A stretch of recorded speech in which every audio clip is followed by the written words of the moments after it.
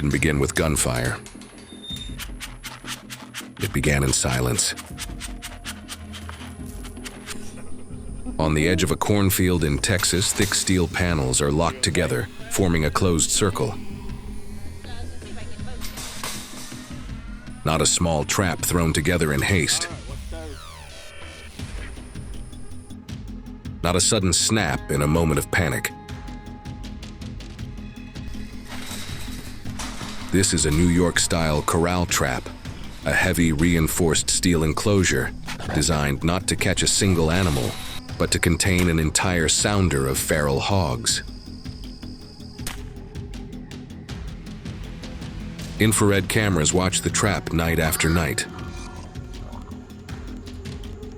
The hogs move in naturally, feeding, rooting, leaving, then returning again and again. Load of them, so anyways, we got 19 pigs. Trust builds slowly.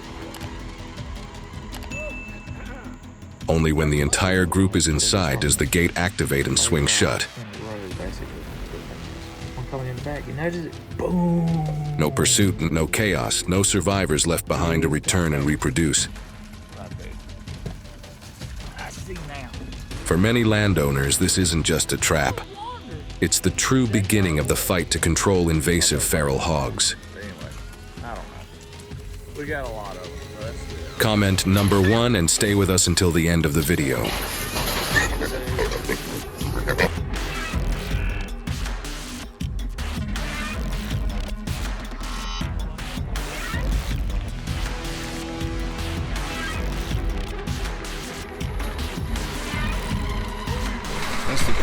That's the aggression.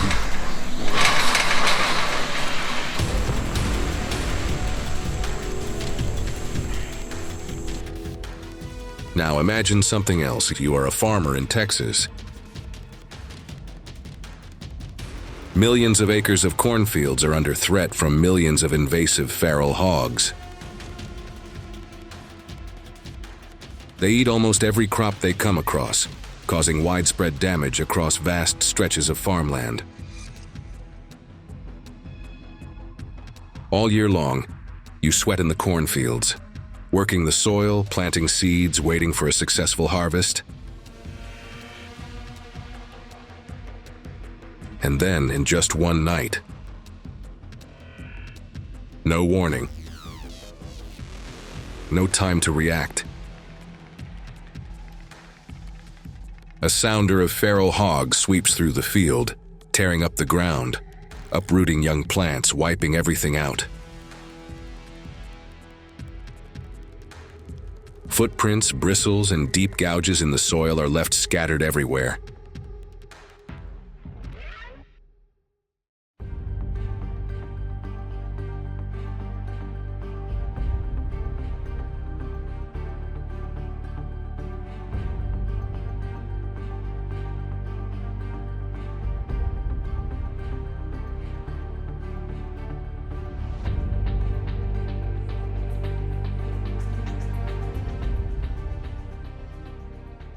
And this is not a rare story.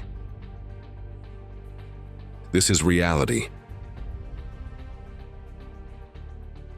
A harsh reality repeating itself every single day, directly threatening the livelihoods of farmers across the United States. Texas's agricultural sector is bearing heavy losses, especially in the central region, where feral hog densities are the highest.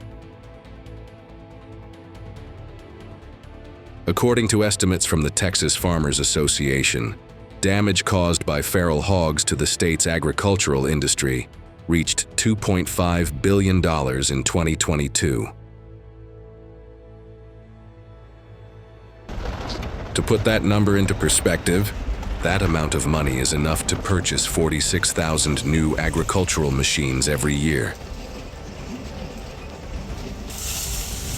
For a farming family, losing one harvest often means losing an entire year's income.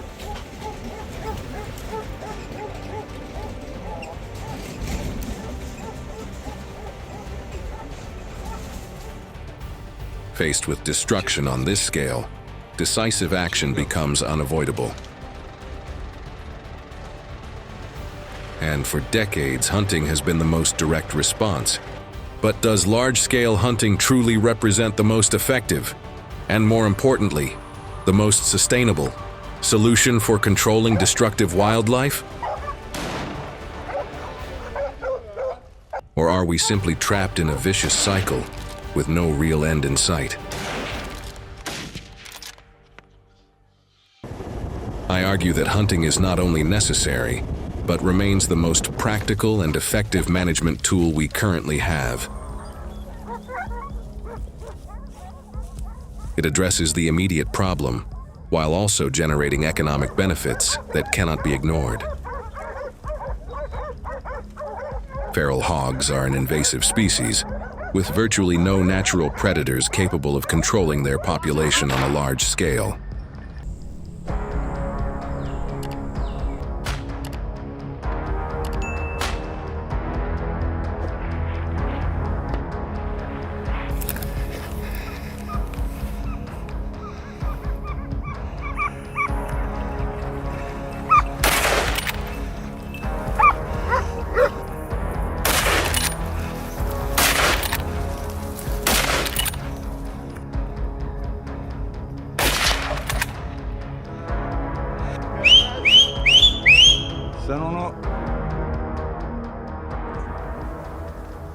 Most states allow feral hog hunting year-round, with no bag limits. Only legally licensed individuals, at least 18 years old, and properly trained in firearm safety, are permitted to participate. Hunting in cornfields has become one of the key measures used to confront invasive feral hogs. A variety of hunting methods are employed, each with its own effectiveness in reducing crop damage. Daytime hunting is the most common approach. Hunters are allowed to enter cornfields and use different types of hunting equipment to remove feral hogs. This is a direct way to reduce damage and suppress population growth. Each year, daytime hunting alone removes nearly 3 million feral hogs. This is not a symbolic action. It is population pressure applied on a massive scale. And it doesn't stop there. Hunting also generates significant economic value. Across the United States, the hunting-related industry brings in roughly $33 billion annually through guiding services, equipment sales, and related activities. For many landowners, this income helps offset crop losses and sustain ongoing agricultural production.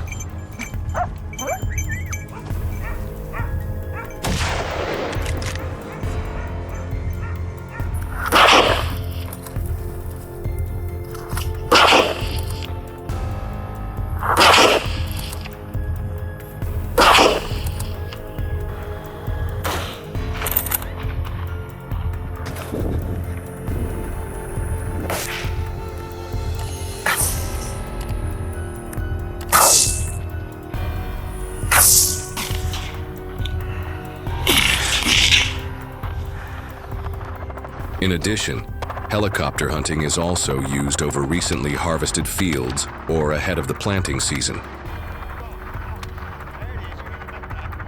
Helicopter-based hunts allow crews to cover large areas, spot feral hogs more easily, and operate more safely compared to ground hunting. However, this method is expensive. In Texas alone, a single helicopter feral hog hunt can cost $2,000 to $4,000. From this perspective, hunting turns an ecological disaster into a financial buffer.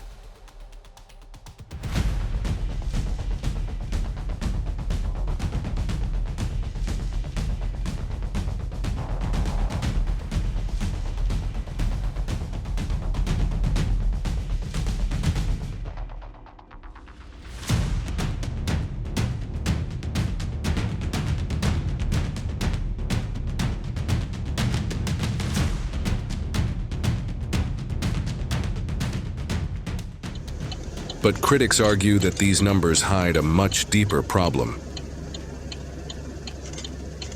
Feral hogs reproduce at a rate few species can match. A single female can begin breeding at just 6 months old, producing 10 to 15 piglets per litter, and sometimes 2 litters per year. Despite the removal of millions of hogs annually, the national feral hog population remains near 8 million animals, now spread across 41 states. Biologists estimate that trapping removes only about 3 to 5% of the total population each year. By contrast, simply preventing population growth would require removing 60 to 70% annually.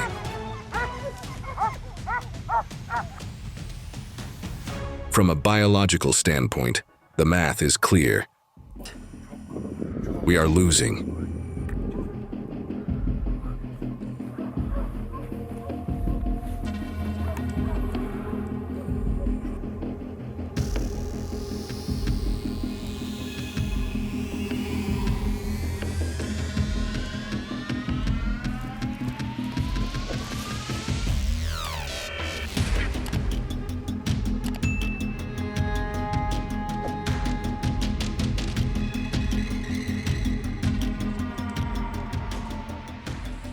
This is where the New York-style trap enters the debate.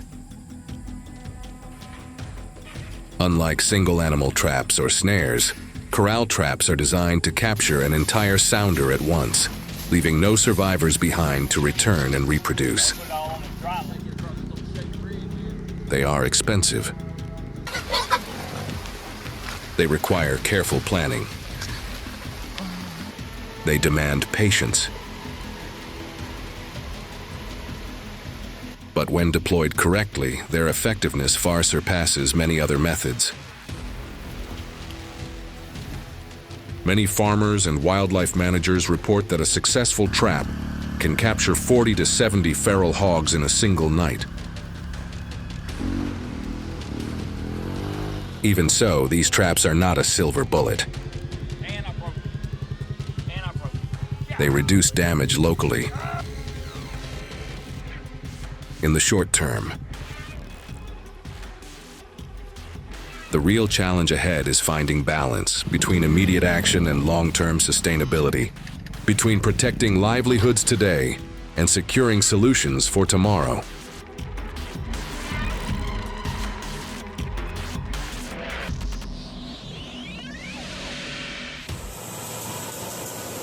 After the hunt ends, the field gradually returns to the familiar rhythm of mechanized agriculture. When feral hog tracks no longer appear overnight, tractors roll back onto freshly leveled ground. Deep plow blades tear through soil that had been churned up before, burying the last remnants of destruction beneath the surface. Seed drills move in straight, steady lines, placing new rows of corn with precision measured down to the centimeter.